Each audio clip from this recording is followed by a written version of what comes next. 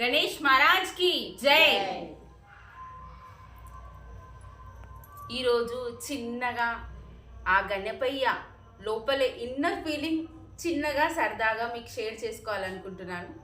తప్పులుంటే మన్నించండి, సరదాగా చెప్తున్నాను వినండి. ఏం లేదండి, పాపం వినాయకుడిని మనము ట్రాలీలో తీసుకొస్తాం. మనమేమో ముందు బెంజ్ కార్లో వెళ్తాం, ఆయనకేమో వెనక ట్రాలీలో తీసుకొస్తాం.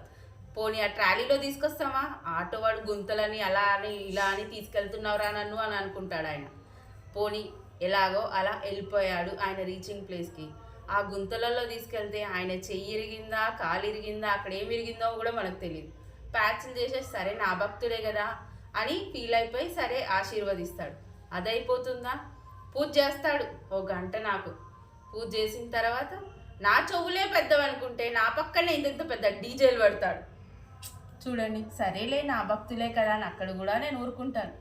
ప్రసాదాలు పెడతారు నాకు. అరే నాకు ఇష్టం వచ్చిన ప్రసాదాలు పెట్టండి రా, మీరు మీకు నచ్చిన ప్రసాదాలు పెడతారేంట్రా? నాకు ఇష్టం వచ్చినవి పెట్టండి. ఫస్ట్ ఎక్కడ చూసినా పులిహోర శనగలు అవే తింటాను రా నేను.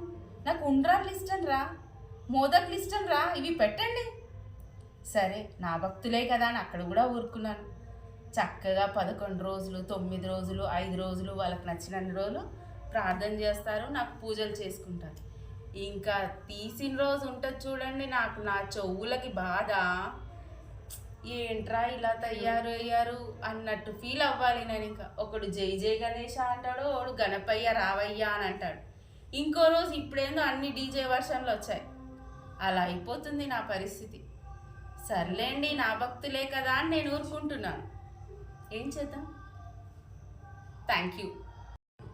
నచ్చితే లైక్ చేయండి, షేర్ చేయండి, అలాగే మీ కామెంట్స్ పెట్టండి నా కామెంట్ బాక్స్లో. బాయ్. సైనింగ్ ఆఫ్, మీ వివేక.